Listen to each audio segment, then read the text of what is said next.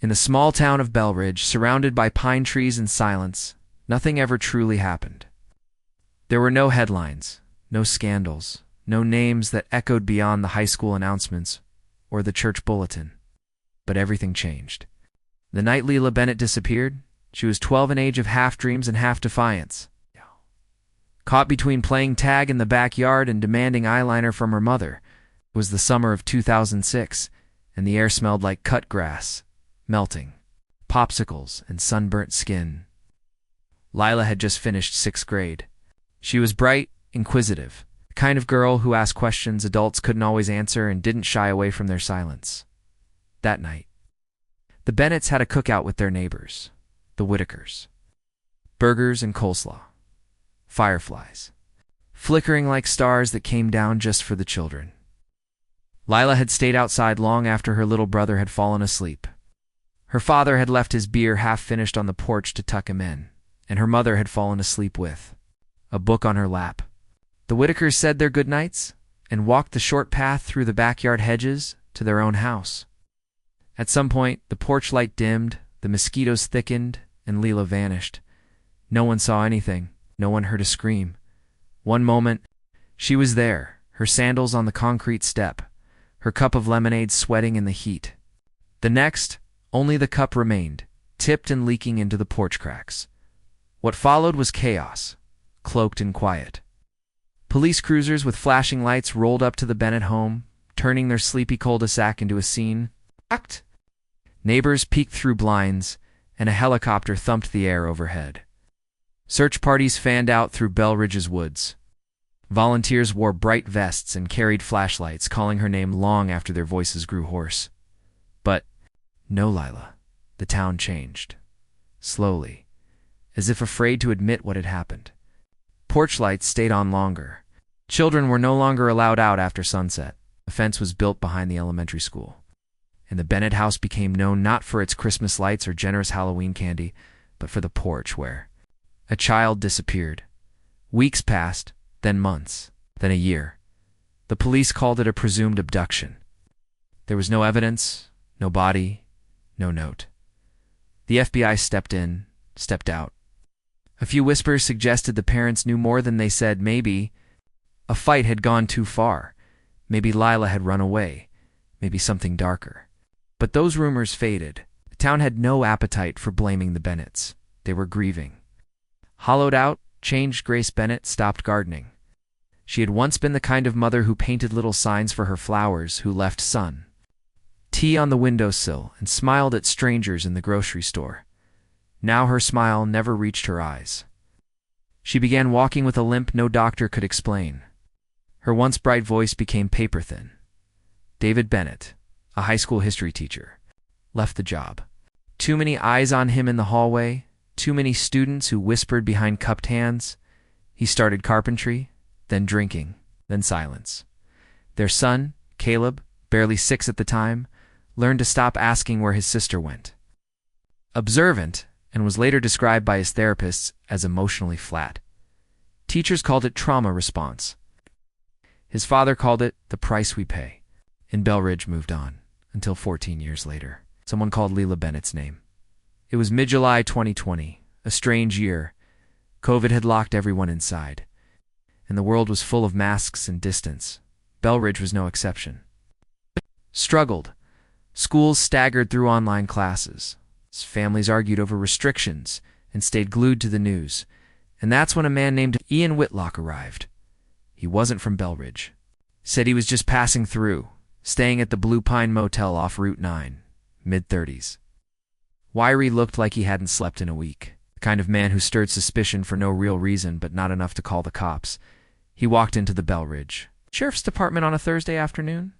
The air conditioning buzzed like a fly. Deputy Lauren Mears nearly dismissed him outright. "I need to talk to someone about a girl," he said. His voice was dry. He looked around like he expected someone to be watching. "Okay," she said. Cautiously, "What girl?" I think she's alive. But she's not supposed to be." Lauren blinked. "Sir, are you reporting a missing person?" "No," Ian said. "I think I found one." The sheriff was called in. "Was it?" State investigator. Once Ian mentioned the name, Lila Bennett. At first, no one believed him. The name stirred up old memories, sure, but not urgency.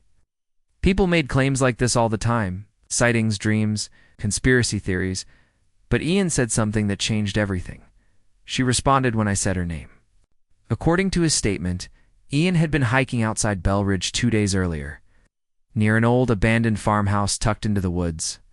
The property had once belonged to the Arlo family, an eccentric couple who left town years ago. The land had sat undisturbed, slowly consumed by ivy and rot. He'd heard something strange, a metallic clank, faint voice, the sound of movement underground. There was this shed, Ian said. Half collapsed, it looked empty. But there was something off. When asked what he meant by off, he struggled to explain. Felt like it was looking back. That was enough to bring 2 deputies and a state trooper to the property. The shed was indeed falling apart. Ivy had overtaken the roof, and animals had clearly used it for shelter. But underneath, barely visible beneath a tarp and discarded boards, was a trapdoor, padlocked. They forced it open. What they found inside would take months to fully unravel. The basement had once been a root cellar, dirt walls, no windows, no electricity. And yet it had been converted crudely into something else. There was a mattress, thin and stained, a bucket, a broken mirror, blankets, stacks of paperbacks, cans of food, and in one corner, an old radio connected to a car battery. There was also a woman, pale, thin, eyes like saucers. She flinched at the light and spoke in a whisper. Her nails were bitten down to the quick. Her hair was long, tangled. She wore clothes far too small for her frame, likely child-sized. When asked her name, she hesitated, then said Lila. DNA later confirmed what no one wanted to believe. Lila Bennett had been alive for 14 years, in a room no larger than a walk-in closet beneath a collapsed shed. On a forgotten property, the town went into shock. Grace Bennett fainted when the sheriff showed up at her door. David collapsed to his knees. Caleb, now 20, stood frozen for 10 full minutes before he managed to say, "She was under our feet this whole time," but it wasn't quite true. The Arlo property sat nearly 3 miles from the Bennett house. The connection wasn't obvious at first. But as the investigation deepened, as Lila slowly began to speak more than a few words at a time, the pieces started to come together. She didn't remember everything, but she remembered one thing, with perfect clarity. "He said he was my uncle," she whispered to the doctor on her 4th night in the hospital. "He said my parents sent him. There had been a man, familiar face, a trusted one. Someone who'd smiled kindly, offered her a ride, said something about her mother being hurt. She didn't remember much after that, only darkness, cold, a metallic taste in her mouth. Then the basement. He said the world ended," she told a therapist. "We were the only ones left. It wasn't safe outside." She'd lived underground for over a decade, believing the air was toxic, that her family had died, the world had burned. But when Ian Whitlock said her name, just said it. No more something broke. "I didn't know who he was, Lila," I said later, "but I hadn't heard my name in years. Not really. Not from a stranger. Not with that voice. Not like that." It pierced something inside her. The media descended on Belridge within hours. News vans, flashing cameras, reporters, pushing microphones through the police tape. Miracle in Belridge, they called it. The girl who came back, trapped for 14 years. But beneath the headlines, something darker stirred. Because whoever had taken her, they were still out there, and Lila remembered just enough to be afraid. The hospital room where Lila Bennett stayed was white, sterile, and windowless. Not because they wanted it, that why she couldn't tolerate windows. Not yet. The doctors said it was common. Light sensitivity, psychological trauma, a form of environmental agoraphobia. But Dr. Felton didn't label it. Said labels only help the people doing the diagnosing, not the ones living inside the aftermath. He visited her daily, spoke softly. Never too close. Never sudden movements. He never wore cologne. He never touched her hand. Lila trusted him. Or rather, she tolerated him. Which, for someone who had been trapped in a basement since 2006, was the closest she could come to trust. That morning, she'd said only one word: apple. He'd smiled gently, writing it down. Craving fruit? No? Her voice came rough, underused. The room, the one I was in, it smelled like old apples. Rotten ones. Dr. Felton nodded. Progress didn't come in full sentences or recovered memories. It came in single, broken words. He waited a moment, then asked softly, "Was there anything else in the room that smelled like that?" Lila frowned. Her face, still narrow from malnutrition, twitched with effort. She turned away. "I don't remember, but she did. Not everything. Not clearly. But smells came first, like the hospital soap that reminded her of rain. The mechanical clank of the chain that had kept her ankle bound to the floor during the early years. Later, after he said he trusted her, the chain was removed. But by then, she had stopped trying to escape. The man she still called him uncle had fed her stories about war, about infection, about a plague that wiped out cities.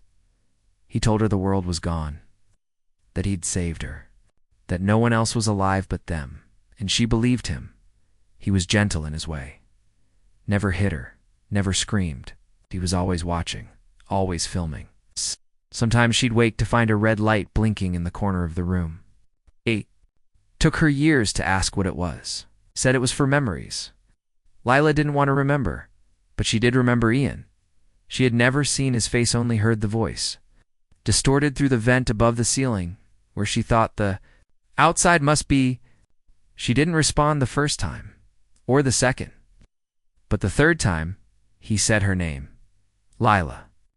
It was the first time anyone had spoken it in over a decade. She had cried silently. For hours later, she'd find herself mouthing it to the darkness. Lila. Not pet or sweetling or you or my little Evol, the names uncle had given her over the years. This name felt like something buried deep inside, something hers. That was how Ian found her, and now she was here free. Supposedly, but still somehow caged. Across town, Lila Bennett sat in his car outside the Belridge Behavioral Recovery Center. He hadn't gone inside. Not yet. He stared at the hospital logo, the circular tree, the building's mirrored windows. They made his face look older than he felt. He'd turned 20 a few months before. His parents had been too stunned to celebrate. They'd bought him a cake, but never cut it. He hadn't seen Lila. Not once. His mother had gone in twice, both times leaving pale and shaking. His father hadn't gone at all. It wasn't cowardice, Caleb thought. It was disbelief. How do you face someone you buried? Someone who'd lived under the shadow of your grief? He lit a cigarette, a habit he'd picked up during the sleepless nights of the first week after she was found. He didn't even like the taste. But it gave his hands something to do. A knock on the window startled him. Jumped. Ian. He hadn't seen the man approach. Caleb lowered the window slowly. "Hey," Ian said. Caleb didn't respond. "I was hoping I'd catch you," Ian said, glancing toward the building. "You haven't gone in yet?" Caleb shook his head. "Don't know what I'd say." Ian leaned on the car, arms crossed. "She talks about you." Caleb's eyes flickered. "What?" "Not in words, not always. But the doctors say she draws you over and over. A boy on a swing, you used to push her, right?" Caleb swallowed hard. "You're her anchor," Ian said. Caleb stared at him. "Who the hell are you really?" Ian hesitated. "It's just a guy who got lost in the woods." "Why were you there?" Ian looked down. "I was following a hunch. About something unrelated. An old case." He paused. "Yeah, but I heard her." "That's all that matters." "No, it's not," Caleb said. "You knew something, didn't you?" Ian didn't answer. His jaw tightened. Caleb got out of the car and went looking for that place. People don't just stumble across a locked trapdoor in a shed. Ian's face darkened. "I was looking for someone else. Another girl, missing from another town." Caleb blinked. "Are you saying?" Ian nodded grimly. "I think there were others." Back in the hospital, Lila sat on the bed, holding a crayon in her hand. She liked the green ones. They reminded her of grass she hadn't seen in years. She drew a tree, a swing, a boy pushing a girl. The door opened. It wasn't Dr. Felton. It wasn't the nurse with the too-perky smile. It was her mother. Grace stood silently, as if afraid to breathe. Her face looked older, hair grayer, but the eyes were the same. Lila stared at her for a long time. Then finally, her lips parted. "You're real." Grace nodded, tears already falling. "I thought you were dead."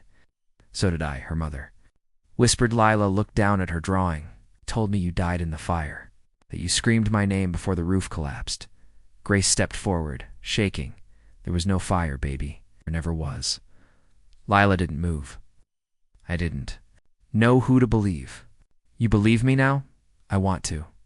Grace knelt beside the bed. She didn't reach out, just stayed there, eye level. "We're going to fix this. I promise."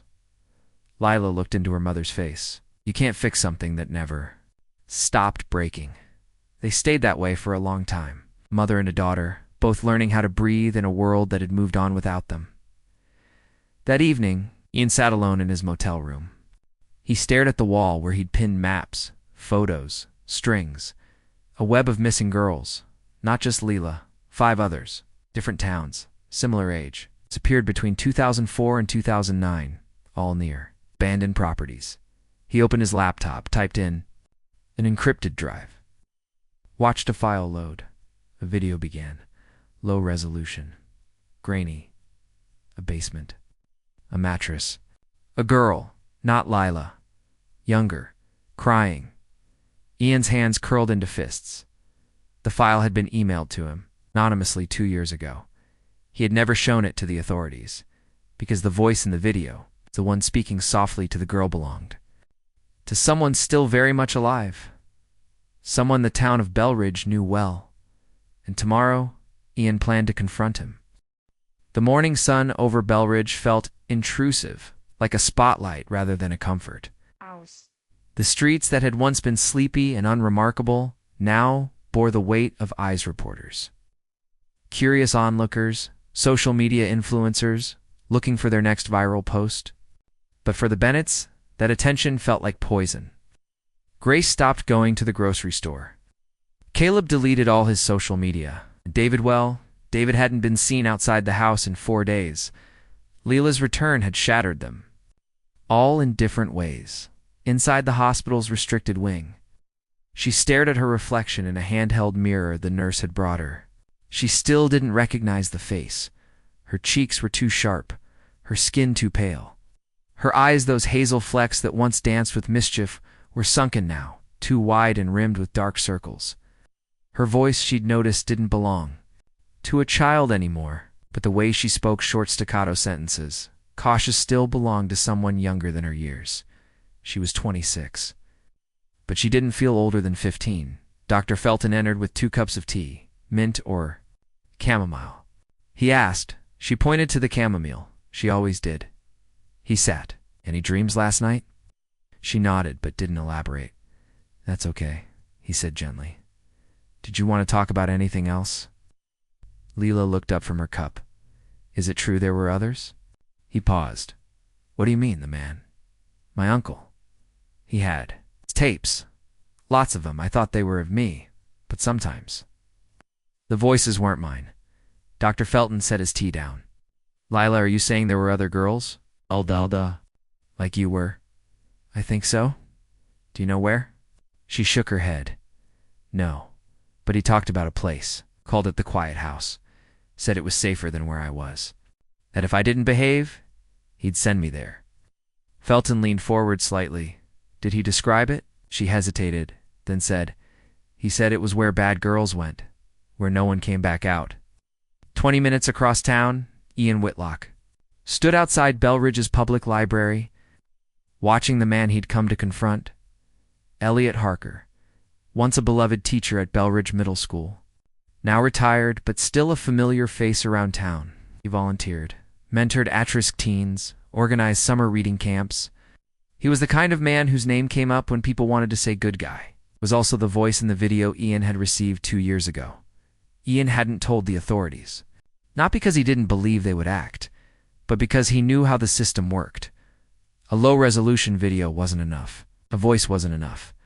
And Harker was careful. Very careful. But now, Lila's survival changed everything. Recognition of phrases like quiet house words was also used in that video, tied Harker to something very real. Ian waited until the man stepped out into the parking lot. "Mr. Harker," he called. Elliot turned. He looked exactly as Ian expected. Clean-cut gray around the temples, wire-frame glasses, harmless, ordinary. "Yes, I was hoping you could answer a few questions. I'm a private investigator, looking into a series of disappearances." Harker's face changed almost imperceptibly. Flicker, then neutral again. "I'm not sure how I can help, but I'll try," he said. Ian nodded. "May I record this conversation?" Harker smiled. "Of course." Ian tapped his phone. "Do you know the name Lila Bennett?" Harker's smile faded slightly. "The girl who was recently found?" "Of course. The whole town's talking about it. Did you teach her?" "I might have. I taught 6th grade for 25 years. Hard to keep track." "Do you remember a student named Carla Finch?" That name hit him harder. He blinked. "That was years ago. 2007, she disappeared. 3 weeks after her 13th birthday, from the neighboring town of Alder Creek." "I read about it," Harker said. "Terrible case." She mentioned a man. "A man who talked about a place called the Quiet House." Harker stiffened. Ian leaned in. "You know that phrase?" "Don't," Harker said quickly. "I really don't." "You were recorded, Mr. Harker, talking to a girl about that house. Would you like to hear it?" Something flickered in the older man's eyes. A panic? Something colder. "Calculating. I think this conversation is over," Harker said. "Not quite." Ian reached into his coat, pulled out a photograph. It was a still from the video. La Race. A girl curled up on a mattress. And behind her a shadow. On the wall, a man's silhouette. The profile unmistakably Harker's. "I can take this to the sheriff today," Ian said. "Or you can talk to me now.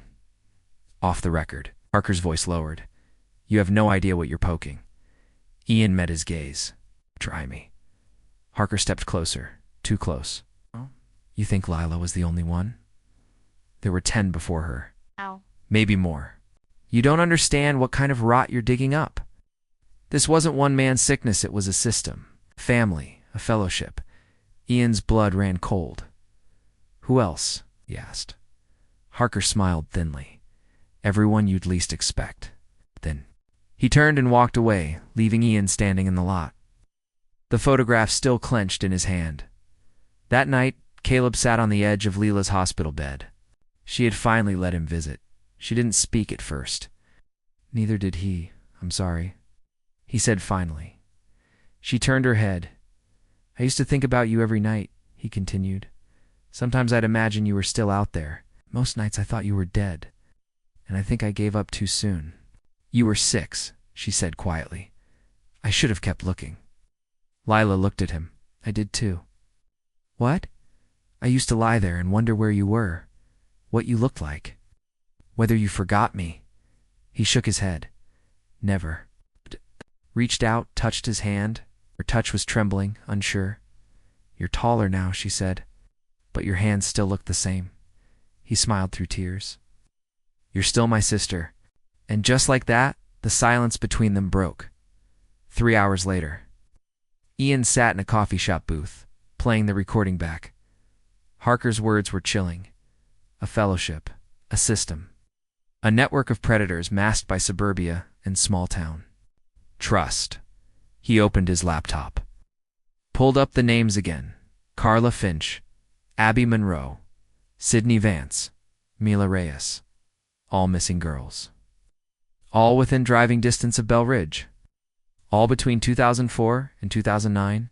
Ian tapped a key. A map of abandoned properties loaded. He zoomed in. There was one address he hadn't checked yet. An old hunting cabin once owned by a man named Gerald Harker, Elliot's father. Deep in the woods. Miles off the main road. It matched the pattern. Ian stood up. He didn't wait for backup. He was going alone. Ian Whitlock should have waited. That thought replayed in his mind, over and over, even as he drove deeper into the pine-choked forest outside Belridge. His phone had no service now. He'd left a single voicemail for Deputy Mears. "There's a cabin. 10 miles northeast of Belridge, off Route 6. Could be something. I'm going in. If you don't hear from me in 2 hours, send someone." He had no backup, no badge.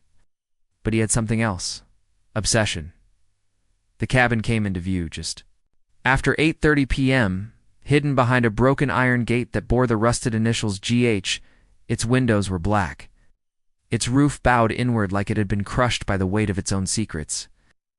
Ivy climbed the sides like hands pulling it back. Into the forest. Ian parked half a mile away and walked the rest of the path. Every twig that snapped underfoot sounded like thunder. The front door was locked, but a basement window had been shattered from the inside out. He slipped through the jagged frame, careful not to cut himself. The interior was cold, stale, something about the air felt wrong. Not old, but deliberately still, as if whatever was in here didn't want to be disturbed. The first thing he noticed was the smell. Faint, metallic. Not rot, not urine. Something worse. Like the memory of blood, he moved carefully through the dark hallway, flashlight in hand. There were no sounds, no creaks, no wind, no wildlife. Just a silence so dense it felt like it could suffocate. Then he heard it. A faint hum. He followed it down the stairs. The basement wasn't like the one where Lila had been held. This one was newer, reinforced. Steel beams along the ceiling. Cinder block walls painted the color of old skin. Generator in the corner still running. And in the center of the room, a door. Not a regular door. A vault door with a keypad. Ian's pulse jumped. This was it. He approached it, holding his breath. The keypad was dusty, untouched, but below it, a small panel had been unscrewed. Ian leaned in. Wires had been clipped, bypassed. Someone had been here recently. He stood back. "Hello?" He called. Nothing. He knocked twice. Then, from inside the vault, he heard it. A knock back once, twice, then silence. Back in Belridge, Lila sat with Dr. Felton in her dimmed hospital room. It was her request to keep the lights low. She said it helped her think. He placed a recorder between them. "Do you feel ready?" he asked. She nodded. "This is for the record," Felton began. "This is a voluntary interview with Lila Bennett conducted on hospital grounds under psychological supervision. The subject is aware of the recording and has consented to speak." She looked directly at him. "I want to remember." "Well, then start wherever you like." She took a shaky breath. He called it a sanctuary, not just a basement. He said it was built for girls like me, ones the world forgot. Felton leaned forward slightly. "Did he ever mention names?" "Yes," she whispered. "A girl named Carla, another named Mila. He said they were special, said they obeyed." "Do you know what happened to them?" She paused.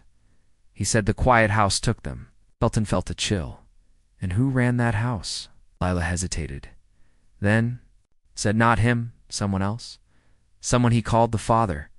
Felton scribbled furiously in his notebook. "Do you know his name?" Lila shook her head. "He only said, 'The Father sees all. The Father decides who stays.'" Ian crouched beside the vault door. Another knock.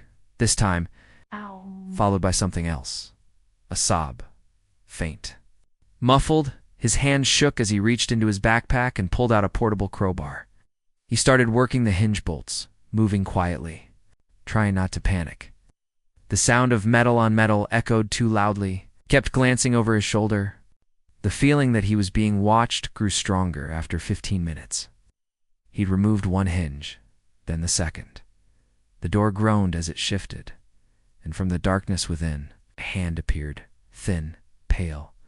Shaking Don, Ian reached out. "It's okay," he said. "I'm here to help." Then the girl stepped into the light. She was maybe 17, maybe younger, eyes like hollow moons, hair matted, clothes filthy, but she was alive.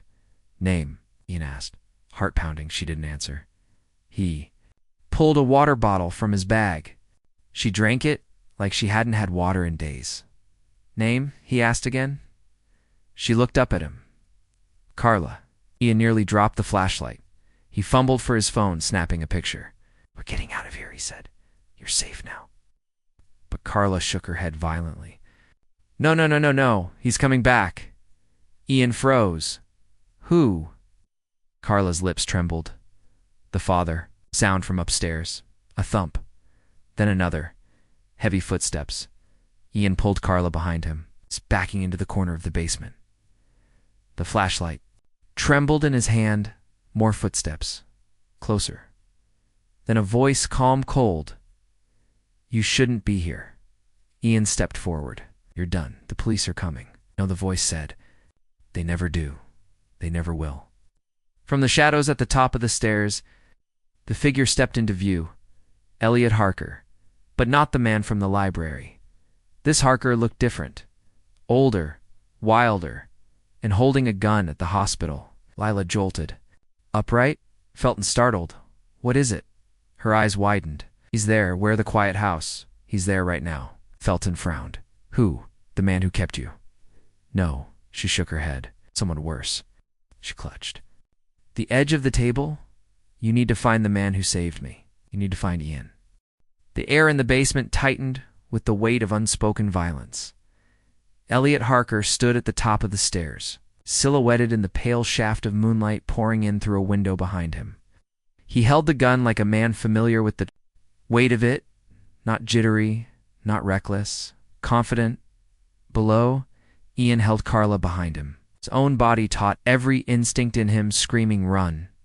But there was nowhere to run. The vault door behind them would take too long to close, and the stairs led only to Harker. Carla whimpered softly, and Ian squeezed her hand. You're not getting away with this, Ian said, keeping his voice steady, his flashlight still aimed low. I have a picture proof. I've sent it. Harker descended one step. Slow. Deliberate. Sent it where? To a contact. A state investigator. You're bluffing. I'm not. Harker stopped, his face still unreadable. You broke into a place that doesn't belong to you. Trespassing. Interference in an ongoing investigation. That's what the official report will say when they find your body. You're not the man in charge, are you? Ian asked carefully. You're just the gatekeeper, a servant. Something flickered across Harker's face. The father decides who stays, Ian quoted. Is that who you're protecting? The one who started all this? Harker's jaw tightened. You don't say his name, but you know who I'm talking about. Another step down. Ian noticed the man's finger tightening on the trigger. Don't, Ian said. There's still time to stop this. Let the girl go. We can walk away. Harker's voice dropped to a whisper. She's already gone. That's when Carla moved. She reached behind her, pulled a length of rebar from the vault, and hurled it up the stairs with all her strength.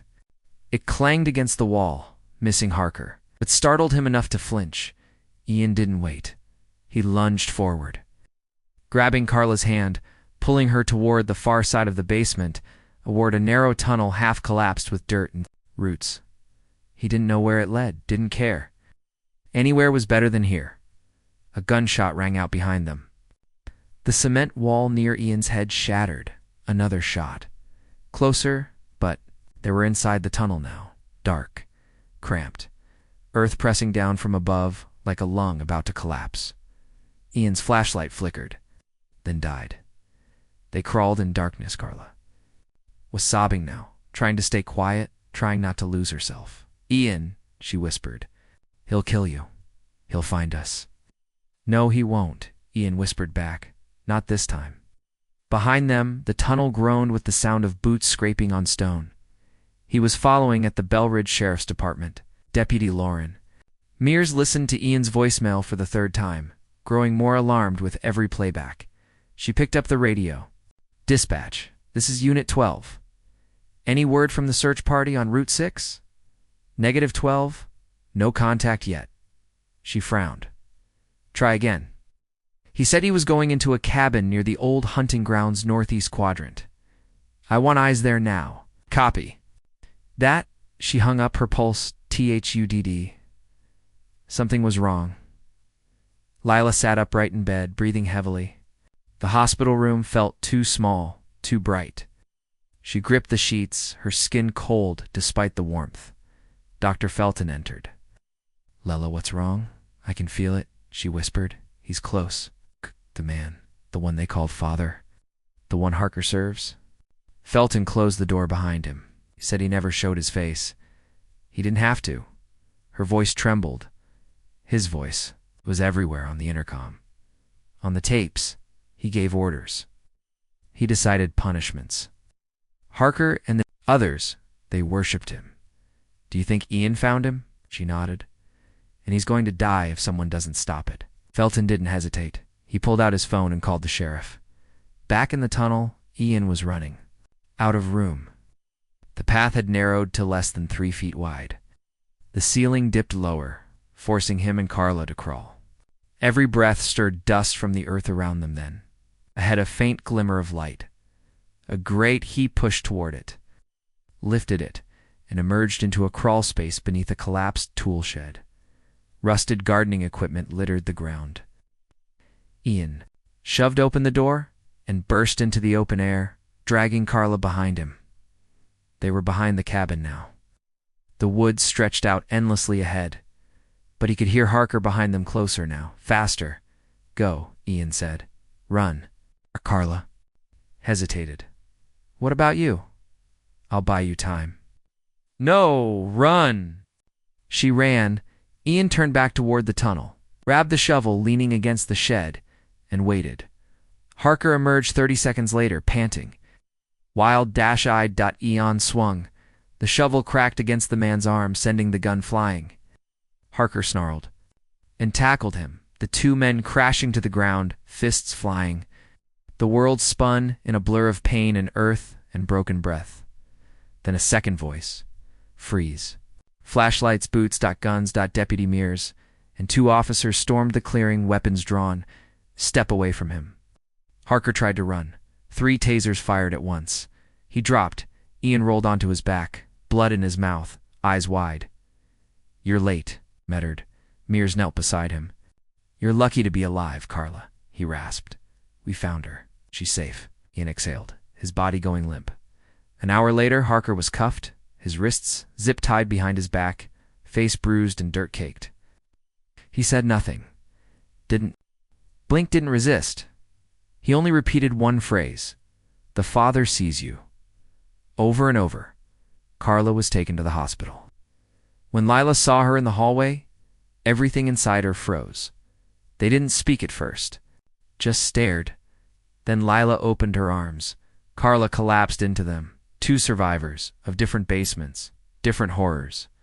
But the same prison at the police station. Ian sat wrapped in a blanket, sipping weak coffee. Deputy Mears took notes as he spoke. "This was never just one man," Ian said. "Harker is a lieutenant, a pawn. The real leader is still out there. Do you have a name?" Ian stared at the mug. "Oh, but I have a voice," reached into his bag and pulled out a small recorder. "This was on a drive mailed to me last year. Came with no return address. I didn't show anyone until now." He pressed play. A voice emerged. Smooth, authoritative, almost kind. "Children are a reflection of God's love. That's why we keep them safe. That's why we keep them here." Mears went cold. "It's not Harker." "It's no," Ian said. "It's worse." He looked up. "That's Pastor Nolan. Belridge's most beloved man of God." They didn't want to believe it. Pastor Nolan was everything Belridge held sacred. For over 2 decades, he had presided over weddings, funerals, baptisms, food drives, youth retreats. He knew every face, every name. He never raised his voice. He never missed a Sunday. The day the tape was played at the sheriff's office, silence fell over every department hallway like a thunderclap. The words gentle, measured, unwavering, echoed from the speakers. "There are lost sheep in every generation, and God calls shepherds to gather them, protect them, teach them obedience." Sheriff Durant turned off the recorder. "I've known that man since I was a boy," he said. "He baptized my daughter." Deputy Mears said nothing. She only kept staring at the paused timestamp on the audio. Ian sat nearby, bruised, his knuckles still split from the fight with Harker. This isn't the only tape. He's on at least 6 others. Same voice. Same language. Always referring to the children as lambs. Always calling himself father. He's not just a part of this. He is this. Durant rubbed his temples. It's not enough. That a voice alone won't get us a warrant. Not for a man like Nolan. We need more. Leaned forward. Then let me get it. No, Mir said. You've done enough. You've nearly gotten yourself killed. But Durant shook his head. He's right. Pastor Nolan is careful, smart, protected. If Ian gets closer without a badge, without drawing attention, maybe we can find what we need to move. I know where he keeps his private study, Ian said. Back room of the church. Locked. Always. No one's allowed in. Not even staff. Mears narrowed her eyes. You planning to break in? Just look around. Record what I find. If there's nothing, we forget it. If there is, Ion's jaw clenched. Then we burn this whole thing to the ground. 3 hours later, under cover of dusk, Ian walked past the front pews of St. Jude's. Episcopal.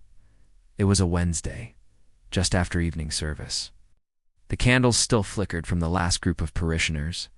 Their prayers lingered in the air. He moved like a shadow. Yes. Passing the velvet curtain near the altar that concealed the hall to the offices. Pastor Nolan's study was at the end. The hallway was quiet. The door was, as always, locked. Ian slipped on a pair of gloves, pulled out a small pry tool, and began working the lock. He kept an ear toward the chapel behind him. The organist was still packing up. No one noticed his absence yet. The lock clicked. He pushed the door open slowly. Inside, the study was smaller than expected. Spartan bookshelves lined the walls. Bibles and volumes of philosophy and child psychology. A crucifix hung above the desk. Photograph of Nolan with children from the 2007 youth retreat sat beside a candle. Nothing suspicious, nothing illegal, except for the floorboards. Ian stepped onto the rug and immediately heard the hollowness beneath. He knelt, peeled the fabric back. There, barely visible, was a seam. Trap. He lifted it. A small compartment, 3 feet deep. Side, 4 items. A leather-bound journal, a flash drive, a gold chain with a crucifix, and a stack of Polaroid. Photographs held together with twine. He picked them up. The top photo showed a girl. 6, maybe 7, dressed in a nightgown, eyes vacant, posed in front of what looked like a basement wall. The next photo. Another girl. A different wall. Then another. And another. All different children. All terrified. All labeled on the back end. Nolan's precise handwriting: Mila R., age 8. Abby M., age 10. Lila B., age 12. Ian's stomach turned. He pocketed everything, and he ran. Lila stood by the window in her hospital room, was finally able to face the light. She wore a hoodie Caleb had brought her and jeans that still didn't quite fit her, its grown but undersized frame.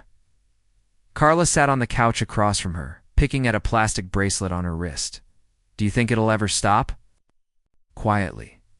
What? Feeling like I'm still down there? Like I'm still waiting for the door to open? Lila turned. No, but I think one day we won't flinch when we hear footsteps in the hall, or when someone closes a door too loudly. Carla stared at her. You think we'll be normal again? No, Lila said, but I think we'll be something stronger. The door opened behind them. It was Dr. Felton. His face was tight. We need to talk, he said. Both of you. He sat. He hesitated, then spoke carefully. Ian found evidence tying your captors to someone new. Carla froze. Who? Felton exhaled. Pastor Nolan. Lila's heart stopped. Carla began to cry. I know that name. He came to the house, not the basement before that. He took me to his car. He told me I was chosen. Lila couldn't speak. Her hands trembled. He used to come to my school, she said. He gave sermons during assemblies. He brought donuts. He told me God had a special plan for me.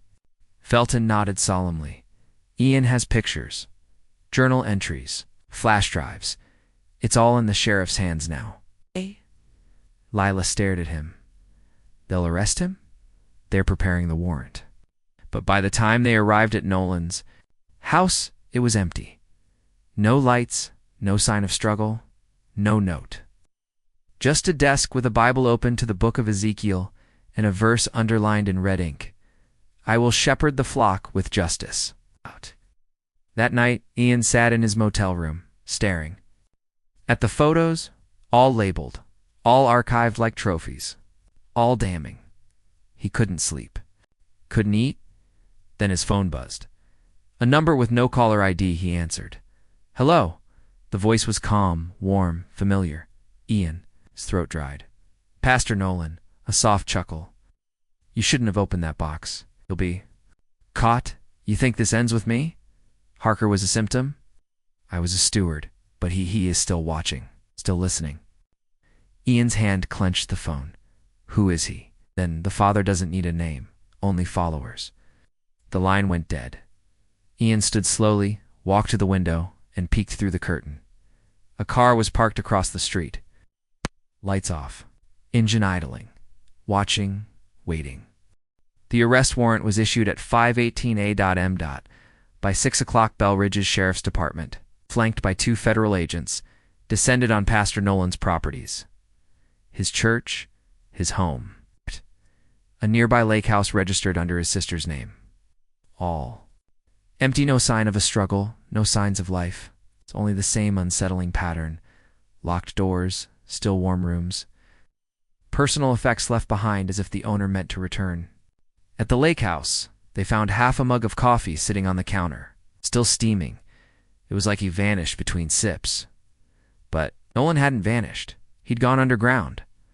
Literally, a former maintenance worker from St. Jude's, a man named Ray Barker, came forward late that morning, nervous, sweating, carrying a folder of papers and an old key. I helped him build something, he confessed, voice shaking. 15 years ago. Said it was for storage. Special records. But he made me sign a non-disclosure and paid me in cash. Told me not to talk about it ever. What did you build? Asked Deputy Mears. Sub-basement, Ray whispered. Under the church. Number. Blueprints. No permits. Poured concrete. Steel frame. The kind of place no one hears you scream. The search team returned to St. Jude's that afternoon. The basement under the chapel had been used for years to store choir robes, broken pews, and crates of hymnals.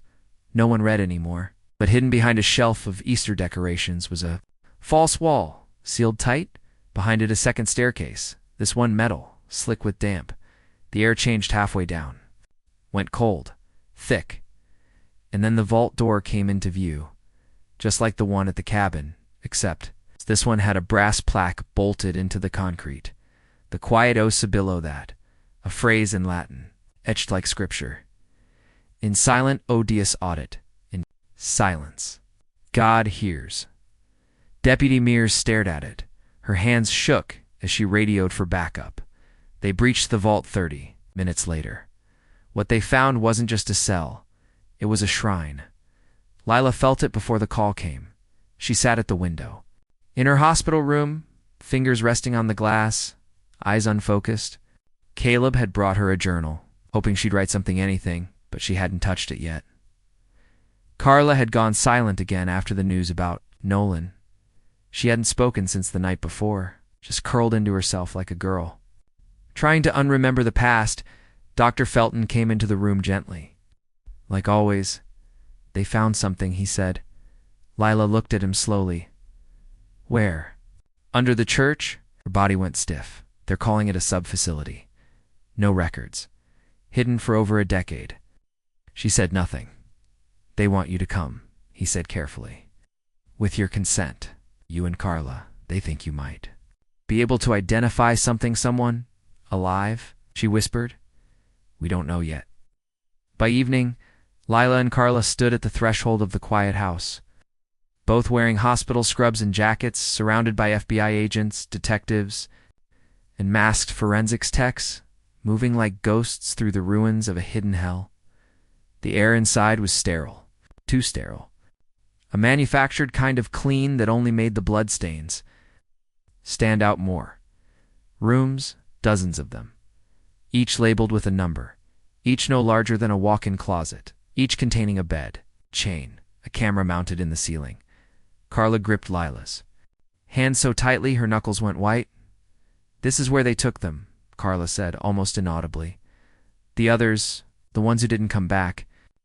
Lila stared at a doorway marked Room 12. The number pulsed in her vision. "I was supposed to go here," she said. "When I stopped obeying, Harker said I was being considered for relocation." "Location," Carla whispered. "That's what he said about Mila." Lila turned toward her. "You knew her?" Carla nodded slowly. "She was in the basement with me. Not always, just sometimes." He moved us around. They stood in silence. Then an agent called out from the far hallway. "Detective. Room 17. They rushed over. Inside was a girl, alive, barely thin, wrapped in a blanket, eyes enormous, arms like twigs. She couldn't have been more than 9. She was crying without sound. Lila stepped forward. Carefully, slowly, she crouched.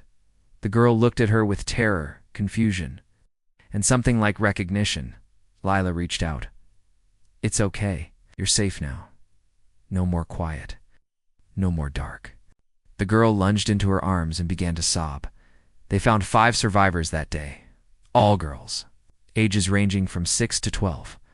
All believed dead. All missing from towns within 200 miles of Bell Ridge. All held underground for years, moved. Like property between hidden sites maintained by men like Harker, it's overseen by men like Nolan, but not a trace of Nolan. It's himself, no fingerprints, no personal items, just that voice. Looped endlessly on intercoms. God does not abandon his flock. He brings them to still water. He lays them down in green pastures, and in silence, he shapes them. Ian spent that night in his motel, sitting on the floor, staring at the corkboard of newspaper clippings, case files, maps, pins. He pulled out the leather-bound journal he had taken from Nolan's secret study. It was filled with names, locations, codes, and one name circled.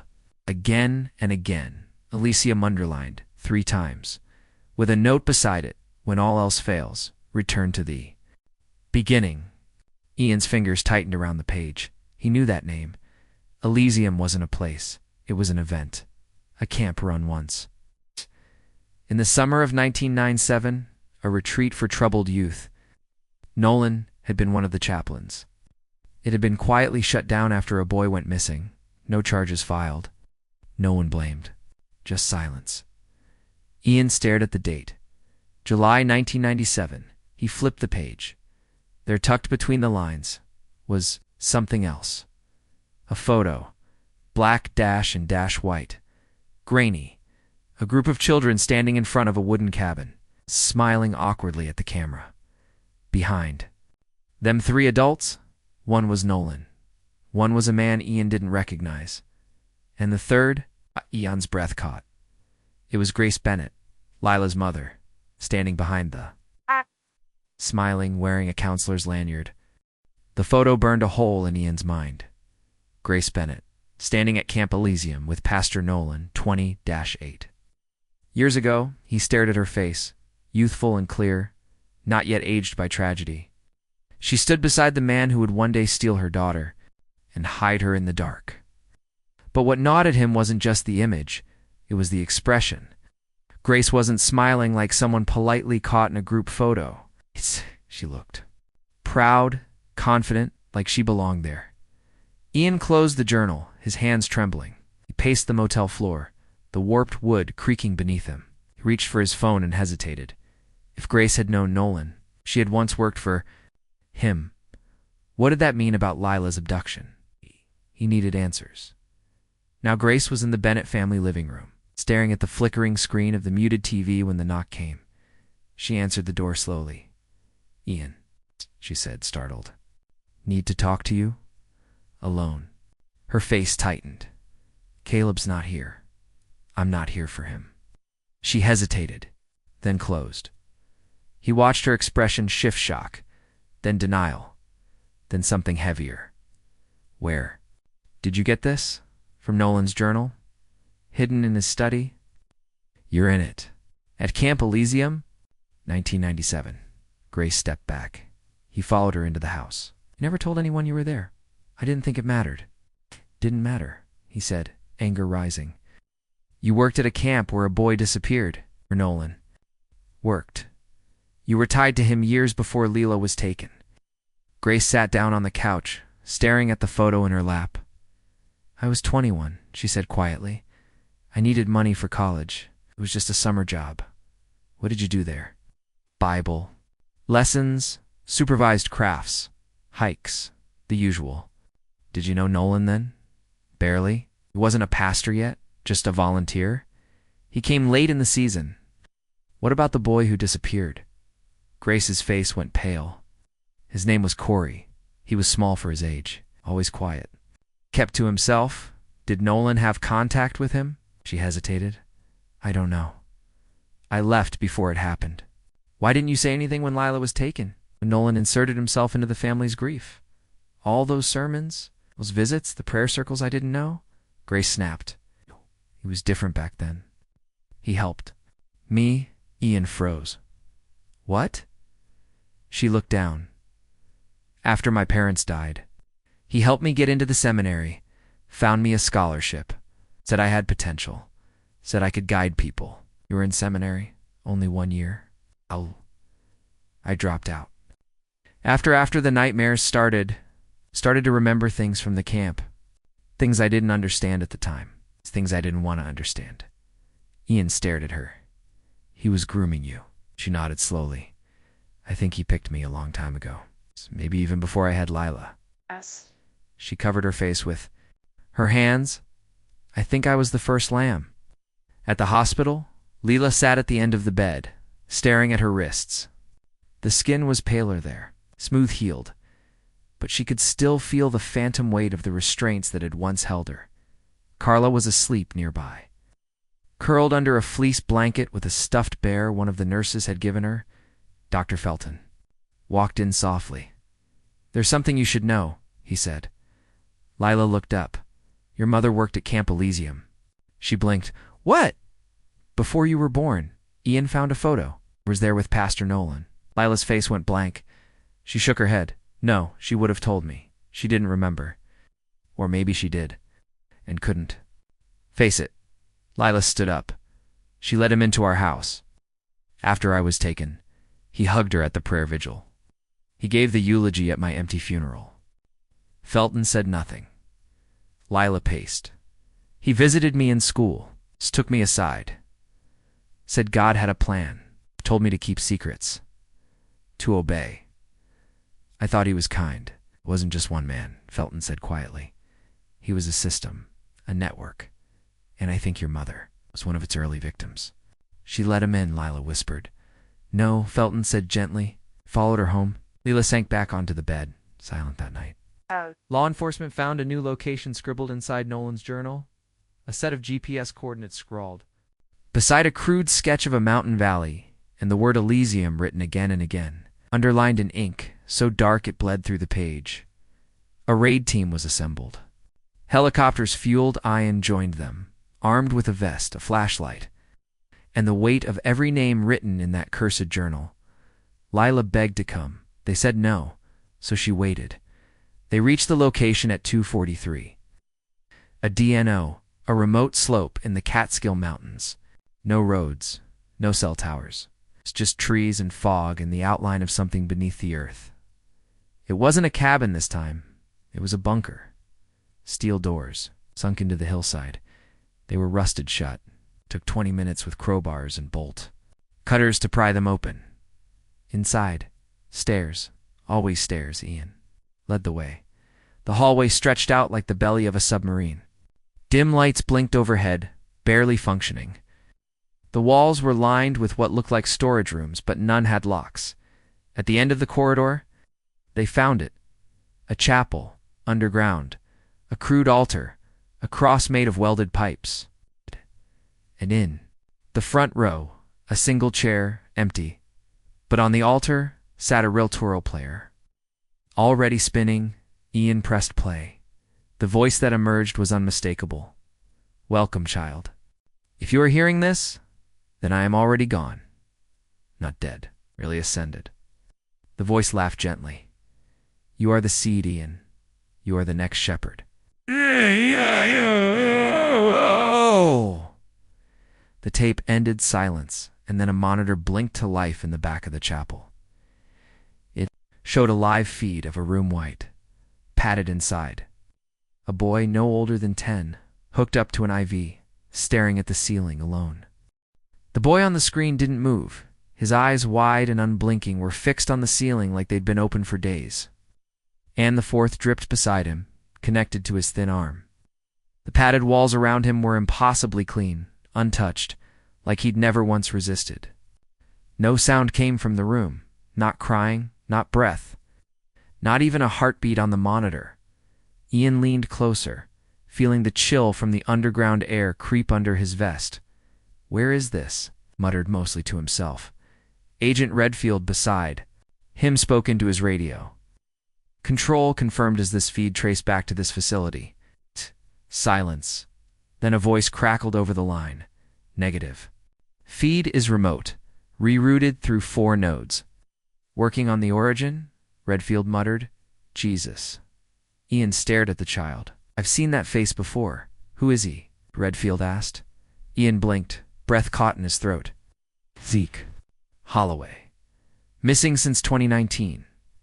From Maine, he was at the top of the exploited miners list for 3 years.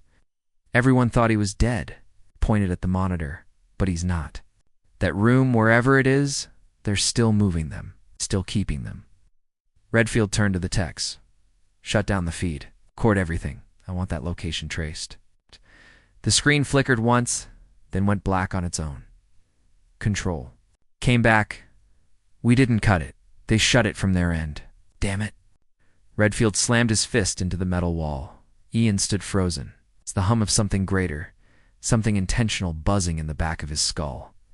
This wasn't a string of crimes. It was a machine, a system, and someone was still operating. At that same night, in the recovery ward at Belridge General, Lila sat beside Carla, who was finally sleeping without sedation. For the first time, her breathing was slow, calm. Lila had tried closing her eyes, but she couldn't. She kept thinking about the girls in the quiet house, about the chapel under the ground, about the tape. "You're the next shepherd," it had said. She didn't know what that meant, but it made her sick. The nurse entered gently. "Lila, there's someone here to see you." She tensed. "Ian." The nurse shook her head. "No, it's your mother." Lila stiffened. "She says she wants to talk." She didn't answer. The nurse stood a moment longer, then left the door cracked open. A minute passed. Then Grace stepped in. She looked thinner, smaller, like a woman trying to shrink into herself. Her voice, when it came, was low and hoarse. "No, you don't want to see me." Lila didn't speak. "I wouldn't if I were you." Lila finally looked at her. "Why didn't you tell me?" Grace's eyes glistened. "Because I forgot, or forced myself to. I thought it was a job, just a summer camp, but he, ... Nolan. He wasn't just working there, he was watching us, watching me." "Did you know what he was?" Lila asked. "No," Grace whispered. "But I know now that I was part of something. Even if I didn't mean to be, I let him in, and he never left." "You let him bless my casket," Lila said, her voice sharp. "You let him stand over my empty grave." Grace covered her mouth. "I didn't know you should have." Silence then. Lila said, more quietly, "I'm not the same girl you lost. I know. I'm not coming back home." Grace's hands trembled. "Where will you go?" "Wherever the other girls need me." "You mean Carla?" Lila looked down the hallway where she could hear the soft click of nurses' shoes. "I mean all of us." By the next morning, the FBI confirmed the last traceable feed from the boys' room had bounced off a signal tower in upstate New Hampshire. The location was mountainous, remote, no nearby buildings. On record, a second raid was mobilized. Ian didn't ask permission. He simply packed his bag. This time, Lila followed him to his car. You don't have to go, she said. He smiled grimly. Yes, I do. She pulled something from her hoodie pocket. A small silver cross. The one Nolan had given her in 5th grade during a church visit. I don't want it, she said, but maybe you'll need it. Ian took it and tucked it into his jacket. I'll bring them home, he said. She nodded, then added softly, if you don't come back, I will. She smiled faintly. That's what they all said. The final location was hidden behind a private wilderness retreat.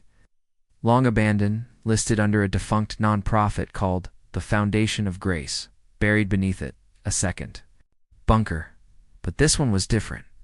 There were no vaults. No shrine, just tunnels. Rows of steel cages, a surgical room, and 17 children, all alive, all drugged, all tagged by number, one by one. They were carried out, wrapped in blankets, given oxygen, water, names, and when Ian finally walked into the last chamber he found, Nolan, not dead, but dying. Collapsed against the far wall, his skin pale, body trembling, mouth dry and cracked. A needle lay near his arm, empty. He looked up, with glassy eyes, and smiled. I knew you'd come. Ian didn't speak. Nolan coughed. Blood! This is not the end. No, Ian agreed. But it's yours. A wet rattling sound. There's another. Always another. Father, Ian stepped closer. You're going to die here, and we'll dig up every piece of your empire. Every tunnel, every child, every name. Nolan's eyes closed. He whispered something Ian had to kneel to hear. I was only ever the mouth. Then he died at the hospital. Lila was watching the news coverage when she saw the headline. 17 children rescued from secret facility. Federal exterior authorities raid final site. In unRDS, she saw Ian's face in the background, bloodied, exhausted, alive, and she began to cry. For the first time, they were tears of something other than pain. They were tears of release.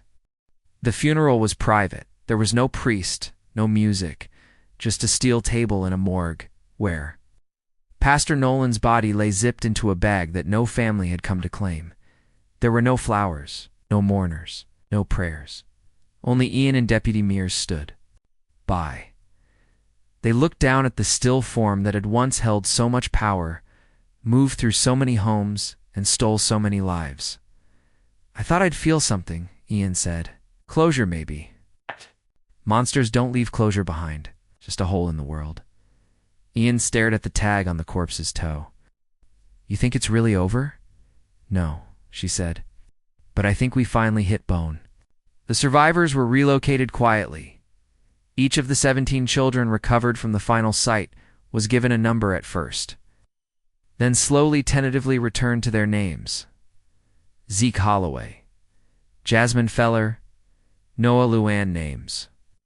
Forgotten by the world, but whispered back to life by social workers, nurses, and psychologists who worked around the clock. Lila was there for them. She visited every day. First, just to sit silently in the waiting rooms, then to read, then to help, then to hold hands when they cried. One morning, one of the girls, Myra, age 9, looked up from her hospital bed and asked, Are you one of us? Lila nodded. I was. Lila's voice shook when she answered, No, we were bent, but not broken. The girl looked down at her palms, as if searching for proof. Then she smiled. Oh. Just faintly. Carla returned to her hometown with a new guardian and aunt she barely remembered, who had driven 3 states overnight after seeing the news. She promised to write. Lila promised to visit. They didn't hug goodbye. They didn't need to. They were sisters in a way no biology could define. Grace Bennett never returned to the family home. She moved to towns over into a 1-bedroom rental. She left the house to Lila in her will, along with a letter she didn't have the courage to send in person. Lila didn't open it. Not yet. She wasn't ready, but she would be. One day, Ian returned to Boston with more scars than when he'd left, but also with names, records, evidence that would unravel an entire underground network of child trafficking tied to old institutions, corrupted charities.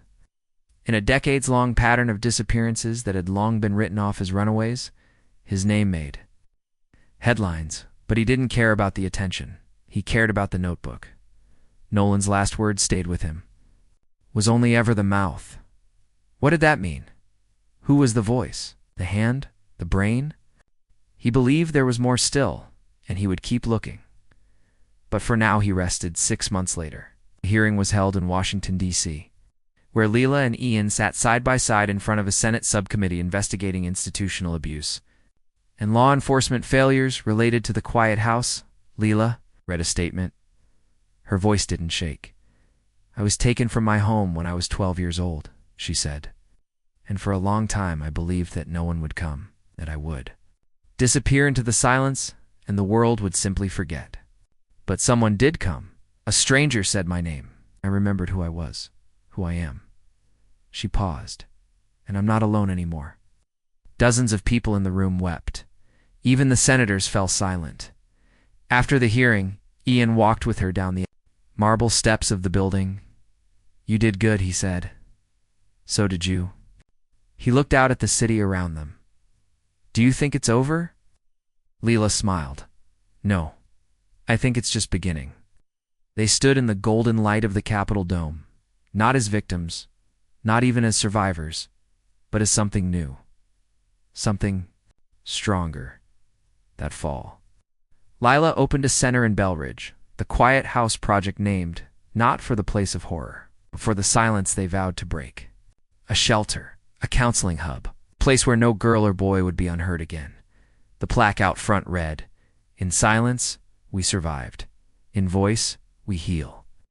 She worked the front desk herself on weekends. Sometimes she'd read to the children. Sometimes she'd just sit with them, no questions asked. And sometimes late at night, she'd walk to the back of the building. Where a mirror hung in a quiet room, she'd look at herself. No chains, no mask, just a girl, whole and alive. The last scene belongs to a summer morning, where a child rides a bike down a sunny sidewalk. The child has never been locked in a basement, never. Heard the word lamb as anything but a nursery rhyme. They ride past a mural, painted on the side of the Quiet House Project. It shows dozens of children holding hands in a field, the bright sky overhead and one phrase written above them. They thought she was dead until a stranger called her name, and below it, in smaller letters, never again.